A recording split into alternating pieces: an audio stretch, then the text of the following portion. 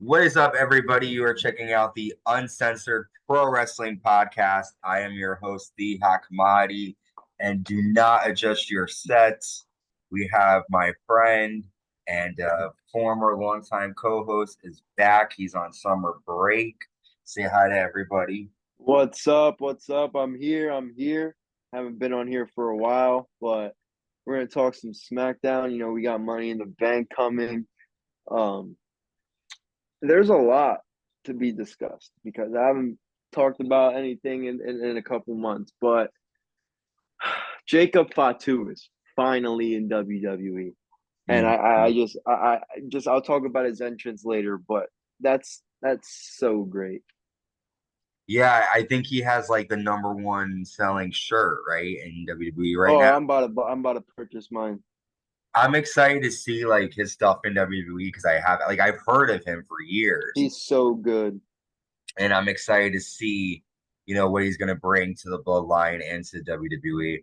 But yes, as Christian mentioned, we are covering WWE Friday Night SmackDown from June 28th, 2024, live in New York City, New York, at the famous Madison Square Garden Arena. And we kick off SmackDown with the Bloodline walking to the ring. But or I'm sorry, aren't they like? Don't they fight backstage? Yeah, they're fighting with Cody Yeah. Rhodes, Kevin Owens, or Randy Orton. They brawl to the ringside area. Kevin Owens lands a swanton bomb off the railing to Tonga Loa through a table. Cody, Kevin, and Randy Orton then destroy the security guards that come out to separate them all. Kevin says, the Bloodline, if you thought we were going to wait till Money in the Bank, you're dumber than you look. Randy says, the Bloodline put me on the shelf for 18 months. We're going to put them down for good. Cody says, I should be defending my title here tonight against a worthy opponent. Instead, I'm starting a war with the Bloodline that should have finished at WrestleMania. I don't see a head of the table. I see a seat filler. The cops come out and they escort Kevin Owens, Cody Rhodes, and Randy Orton. They escort them to the back. They put them in a car, and the car drives off. What do you think of this explosive start to SmackDown? So The good I'm guys. finally. I haven't. We haven't. I don't think we've talked since WrestleMania. No. So I didn't like. I knew Cody was gonna win, but I didn't like Cody winning at WrestleMania because I knew he was gonna have some boring title matches. AJ Styles and Logan Paul were very boring, except the Styles match recently at Clash of the Castle was good.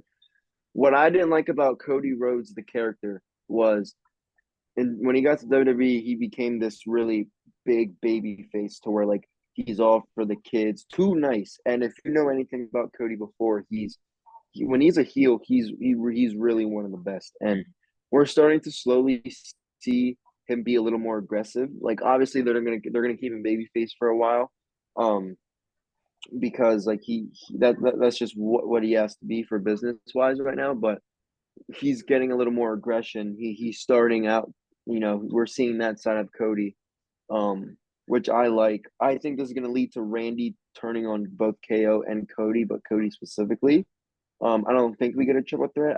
We get something like Kevin Owens versus, or excuse me, Randy Orton versus Cody at SummerSlam. That's what I always thought was going to happen.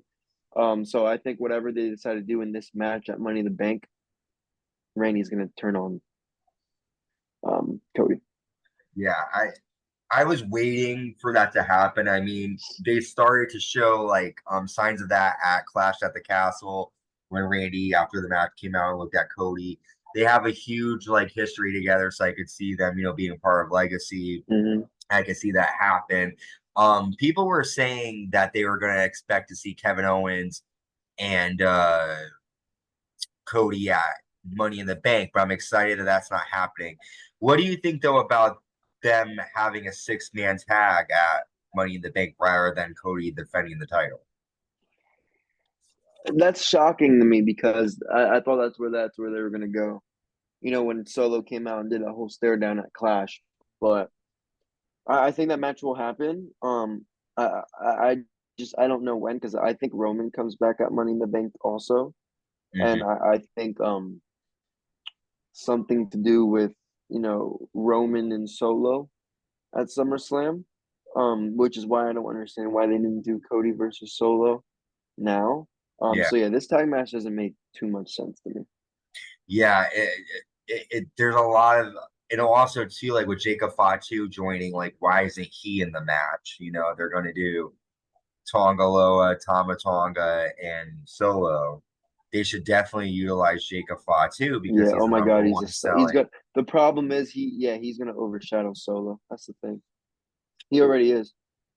No, I wonder too if thinking about it because we know eventually Roman's gonna come back and the two Yeah. of Solo and Roman are gonna go at it. But I wonder if Jacob Fatu is going to be the person to overthrow and sort of join Roman. People were saying, and I think so as well. I that's think going they're to gonna do happen. that Survivor Series War Games Samoan Bloodline. Yeah. I think also they are making. I mean, again, I just think this is Jacob Fatu's character, and we'll talk about this later. But people online were saying that because Jacob was making these like nasty looking faces to Solo, that but like Jacob, I'm assuming that that's his gimmick. I don't know much about him, Yeah. but he seems And like a he's wild. so he's imagine like Solo Sikoa. Imagine like Solo mixed with like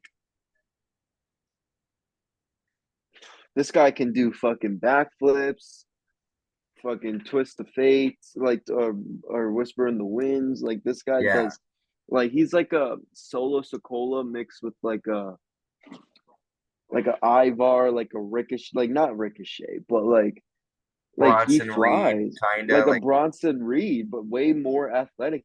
Jacob Fatu lost 45 pounds. I wow. think he's gonna be even more athletic than all of them. Like he can do all these moves and he does like the Solo Sokola type. So yeah, he's great.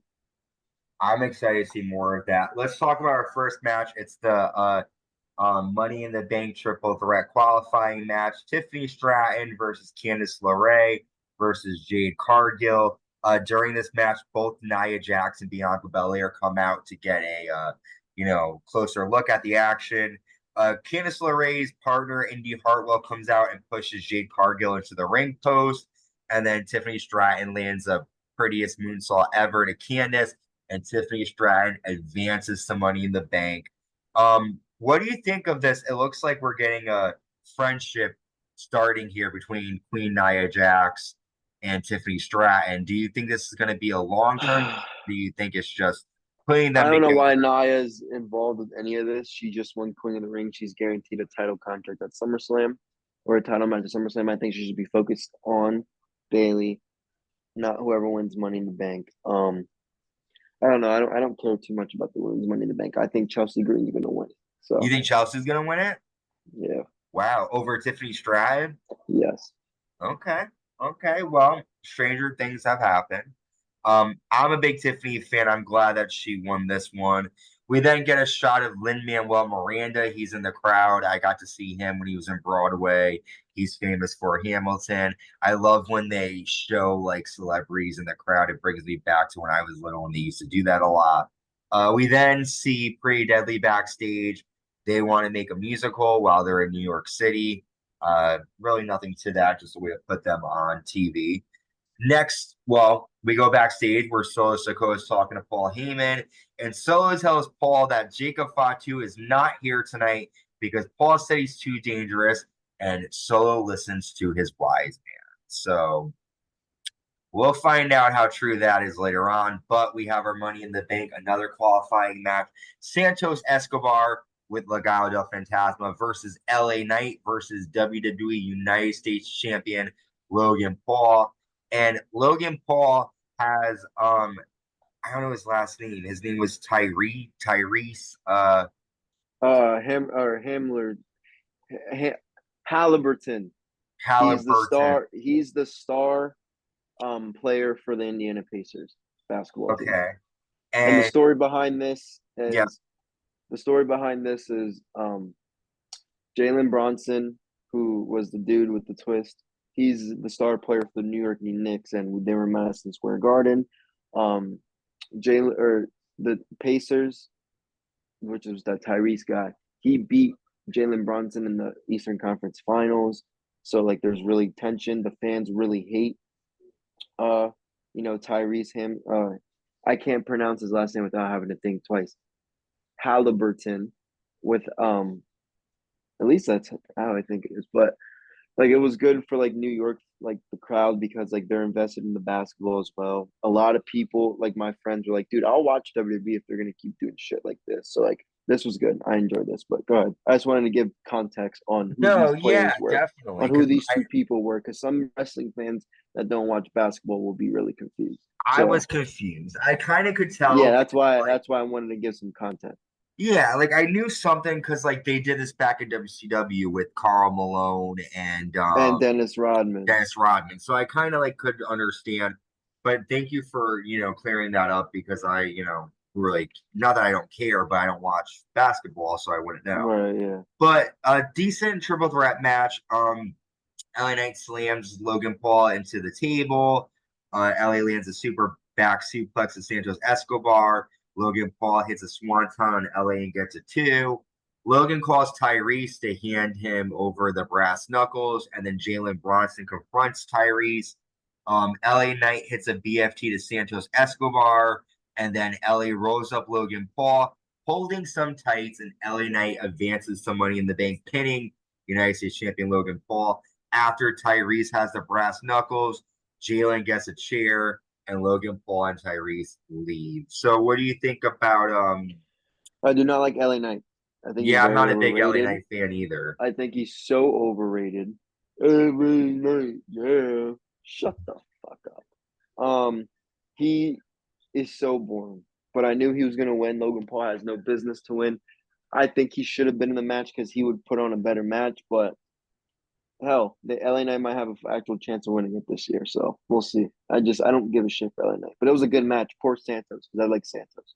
I wouldn't mind it if Santos Escobar.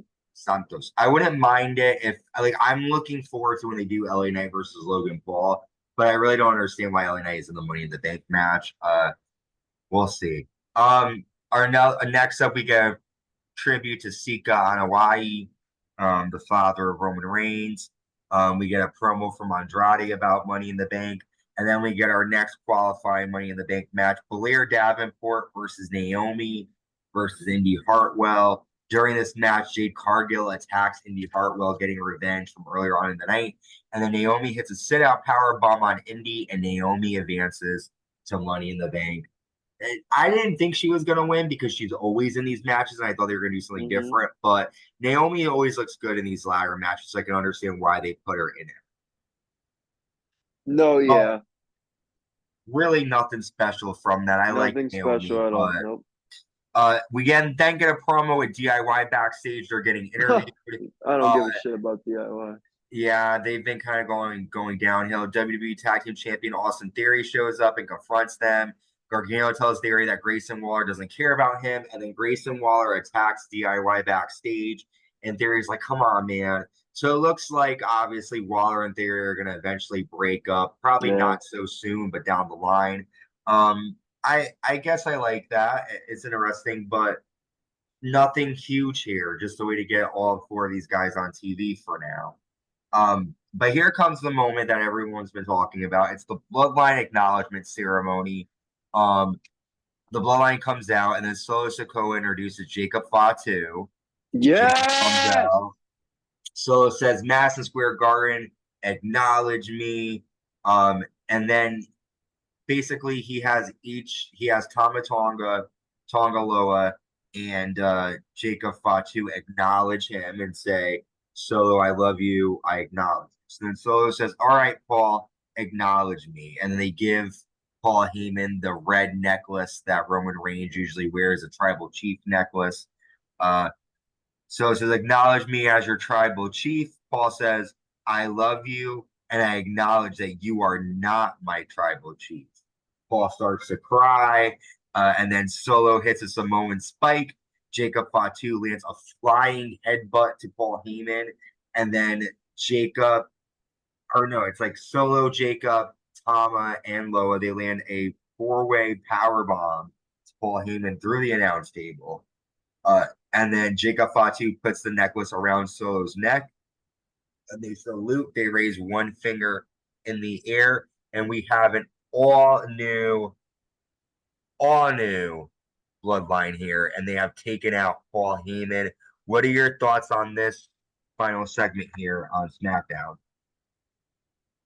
I thought this was great. Paul Heyman looks like his eyes were bloodshot as hell. I was like, damn, Yeah, he's he really looked. playing. He's really what's playing this out because I think Solo's really boring on the mic. And I think Paul Heyman's really is saving the storyline without Roman being there. Roman Reigns' return is going to be um cinema. I personally thought he was going to return on Friday, Yeah, but obviously we had the unfortunate passing of his father, Sika. So yeah. obviously we're not expecting him anytime soon. So we're just gonna have to wait and see. But I thought this was a great way to close the show. You know, you have your two important things, opening and closing it. So it worked out. This wasn't. I thought last week's episode was way better. But this was okay, and I'm curious to see how the last SmackDown before Money in the Bank is gonna play out. I know. I'm excited for that. I'm going to be watching Money in the Bank live. I'm excited for that. Well, this is a good, closing segment. I feel like I wasn't expecting this to happen to Paul Heyman this early on. So I'm glad to see, we're getting some progression here. SummerSlam is, well, we got Money in the Bank first, but then we got SummerSlam. I'm excited for both of those shows. They're going to be great. And yeah, that's about it for this episode of I can't wait. SmackDown. What'd you think? What was your favorite part of the night? Jacob Fatu, probably? Fuck yeah! Every time Jacob Fatu comes on is my favorite. I love. He's so great, guys. Be on the lookout if you don't know too much about him. He's gonna be phenomenal. My favorite part of the night was probably just like seeing the NBA crossover between That was cool. Tyrese Halliburton and Jalen Brunson. So that was good. As a basketball fan, I enjoyed it. Yeah, I think it's good to it was entertaining because even though I didn't know who they were, you got an idea of what was going on. You could tell there was issues, and I Yeah, feel like I could be wrong, but I feel like they brought him out. Not that guy. They brought when I was in New York before. They brought out a different player who had like left. I think brief. This was back in like 2021, 2022, maybe. I don't know, but I don't know. Yeah, anyways, I like the whole Bloodline segment. I thought it was stupid that they didn't arrest, but they made Cody, Kevin, and Randy leave. But other than that, good episode of SmackDown. A lot happened in a short amount of time, and I liked that. There wasn't a lot of filler, which is good. yeah, yeah. So with that, we have another episode of Raw coming our way. We got SmackDown, and then we got Money in the Bank live in Toronto. Can't believe we're already in July. I know, This year has right? gone by July so 1st. Yeah. fast. But before we go, Christian, thank you for joining me. Where can Hell our yeah, man. check you out normally? Just follow me on Twitter at Chris Russell TV. I I just post wrestling. I haven't been on too much posting it because I've been doing a lot of gaming shit. But Hmm. yeah, just follow me on there. Everything wrestling. I'm definitely going to. I didn't live tweet. I stopped doing it, but I kind of just started doing it again, Okay. only on uh only on Mondays because that's really when I could watch the full show. So we're gonna be going live in 7 minutes. So Hey, check me looking out there. forward to that. Check that out. And you can check us out on YouTube, Apple Podcasts, Amazon Music, Spotify, wherever you stream your podcast, the Uncensored Pro Wrestling Podcast. Thank you again, Christian, for joining us. Thank you, everyone, for tuning in. Until next time, stay safe and stay uncensored.